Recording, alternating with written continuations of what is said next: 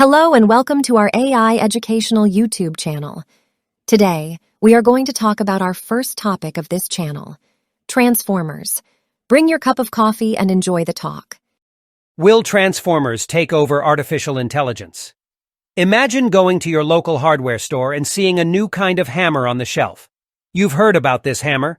It pounds faster and more accurately than others, and in the last few years it's rendered many other hammers obsolete, at least for most uses. And there's more. With a few tweaks, an attachment here, a twist there, the tool changes into a saw that can cut at least as fast and as accurately as any other option out there. In fact, some experts at the frontiers of tool development say this hammer might just herald the convergence of all tools into a single device. A similar story is playing out among the tools of artificial intelligence. That versatile new hammer is a kind of artificial neural network, a network of nodes that learn how to do some task by training on existing data, called a transformer. It was originally designed to handle language, but has recently begun impacting other AI domains. The transformer first appeared in 2017 in a paper that cryptically declared that attention is all you need. In other approaches to AI, the system would first focus on local patches of input data and then build up to the whole. In a language model, for example, nearby words would first get grouped together. The transformer, by contrast, runs processes so that every element in the input data connects, or pays attention, to every other element. Researchers refer to this as self-attention. This means that as soon as it starts training, the transformer can see traces of the entire data set. Before transformers came along, progress on AI language tasks largely lagged behind developments in other areas. In this deep learning revolution that happened in the past 10 years or so, natural language processing was sort of a latecomer, said the computer scientist Anna Rumshisky of the University of Massachusetts Lowell. So NLP was, in a sense, behind computer vision. Transformers changed that. Transformers quickly became the front runner for applications like word recognition that focus on analyzing and predicting text. It led to a wave of tools, like OpenAI's generative pre-trained Transformer 3, GPT-3, which trains on hundreds of billions of words and generates consistent new text to an unsettling degree. The success of Transformers prompted the AI crowd to ask what else they could do. The answer is unfolding now, as researchers report that Transformers are proving surprisingly versatile. In some vision tasks, like image classification, neural nets that use transformers have become faster and more accurate than those that don't. Emerging work in other AI areas, like processing multiple kinds of input at once or planning tasks, suggests transformers can handle even more. Transformers seem to really be quite transformational across many problems in machine learning, including computer vision, said Vladimir Haltikov, who works on computer vision related to self-driving cars at BMW in Munich.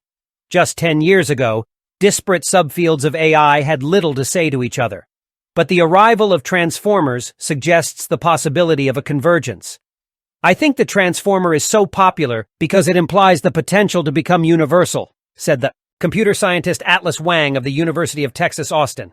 We have good reason to want to try transformers for the entire spectrum of AI tasks.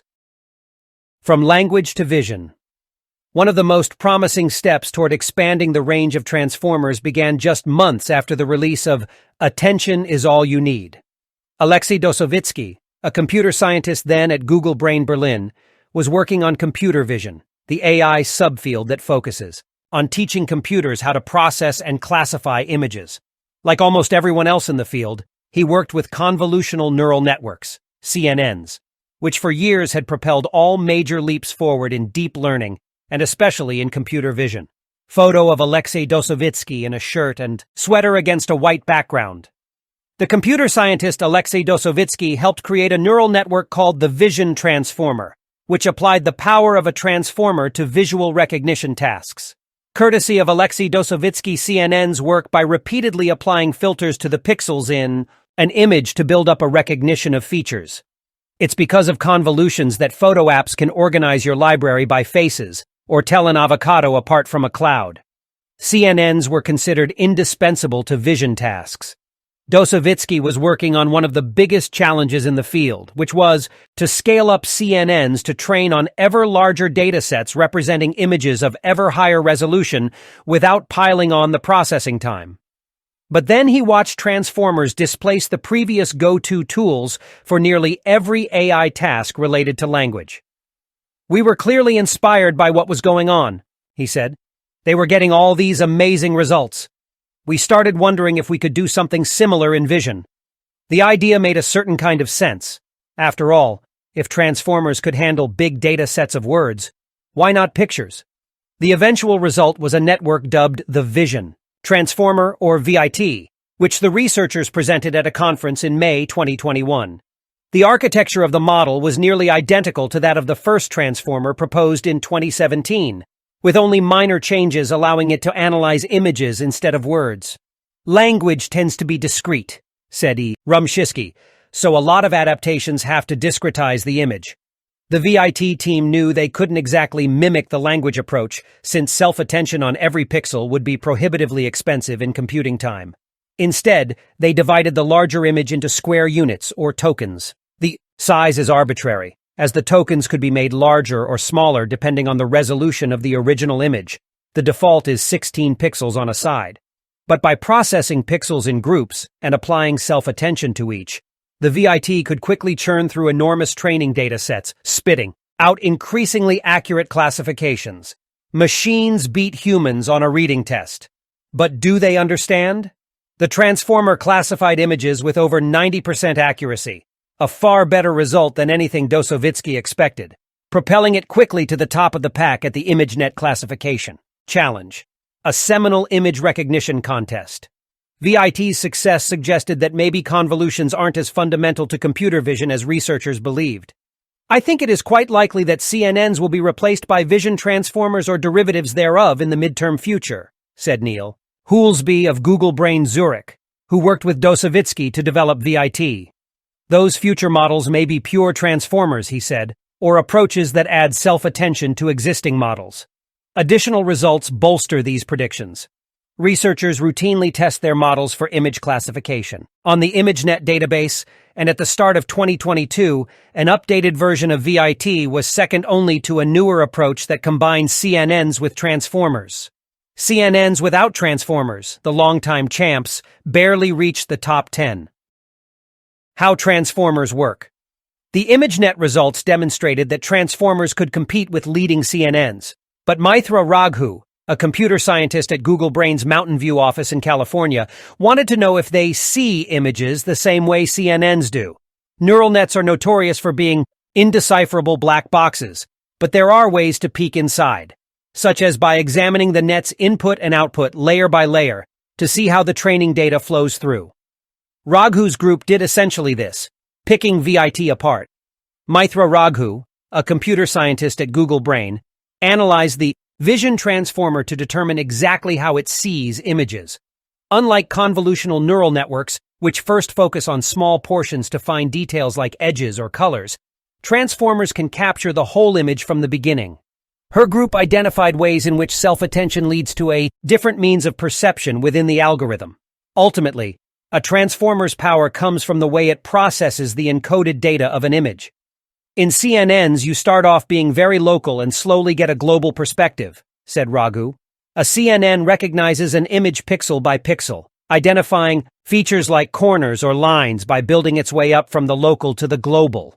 But in transformers with self-attention, even the very first layer of information processing makes connections between distant image locations, just as with language. If a CNN's approach is like starting at a single pixel and zooming out, a transformer slowly brings the whole fuzzy image into focus. This difference is simpler to understand in the realm of language, where transformers were first conceived. Consider these sentences. The owl spied a squirrel. It tried to grab it with its talons, but only got the end of its tail. The structure of the second sentence is confusing. What do those its refer to? A CNN that focuses only on the words immediately around the its would struggle. But a transformer connecting every word to every other word could discern that the owl did the grabbing, and the squirrel lost part of its tail. Now that it was clear transformers processed images fundamentally differently from convolutional networks, researchers only grew more excited.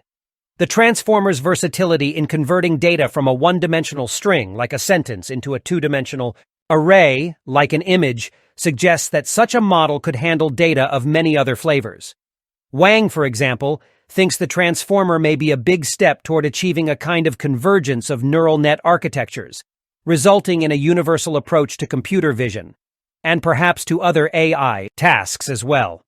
There are limitations to making it really happen, of course, he said, but if there is a model that can universalize, where you can put all kinds of data in one machine, then certainly that's very fancy. Convergence coming. Now researchers want to apply transformers to an even harder task, inventing new images. Language tools such as GPT-3 can generate new text based on their training data. In a paper presented last year, Wang combined two transformer models in an effort to do the same for images. A much harder problem. When the double transformer network trained on the faces of more than 200,000 celebrities, it synthesized new facial images at moderate resolution. The invented celebrities are impressively realistic, and at least as convincing as those created by CNNs, according to the Inception score, a standard way of evaluating images generated by a neural net. Wang argues that the transformer's success in generating images is even more surprising than VIT's prowess in image classification. A generative model needs to synthesize, needs to be able to add information to look plausible, he said. And as with classification, the transformer approach is replacing convolutional networks. Raghu and Wang see potential for new uses of transformers in multimodal processing, a model that can simultaneously handle multiple types of data, like raw images, video, and language. It was trickier to do before, Raghu said, because of that siloed approach where each type of data had its own specialized model. But transformers suggest a way to combine multiple input sources. There's a whole realm of interesting applications, combining some of these different types of data and images. For example, multimodal networks might power a system that reads a person's lips in addition to listening to their voice. You could have a rich representation of both language and image information, Raghu said, and in a much deeper way than was possible before. Emerging work suggests a spectrum of new uses for transformers in other AI domains, including teaching robots to recognize human body movements, training machines to discern emotions in speech, and detecting stress levels in electrocardiograms. Another program with transformer components is AlphaFold, which made headlines last year for its ability to quickly predict protein structures, a task that used to require a decade of intensive analysis. The trade-off. Even if transformers can help unite and improve the tools of AI, emerging technologies often come at a steep cost, and this one is no different. A transformer requires a higher outlay of computational power in the pre-training phase before it can beat the accuracy of its conventional competitors. That could be a problem. People are always getting more and more interested in high-resolution images, Wang said. That training expense could be a drawback to widespread implementation of transformers. However, Raghu sees the training hurdle as one that can be overcome simply enough, with sophisticated filters and other tools. Wang also points out that even though visual transformers have ignited new efforts to push AI forward, including his own, many of the new models still incorporate the best parts of convolutions. That means future models are more likely to use both than to abandon CNNs entirely, he says. It also suggests the tantalizing prospect of some hybrid architecture that draws on the strengths of transformers in ways that today's researchers can't predict. Perhaps we shouldn't rush to the conclusion that the transformer will be the final model, Wang said. But it's increasingly likely that the transformer will at least be a part of whatever new super tool comes to an AI shop near you. That was our first talk in this channel presented by our colleague, AI researcher Paul M. Drew. Thanks for attending this talk. And don't forget to subscribe and leave comment on what topic you want to see next. Thank you.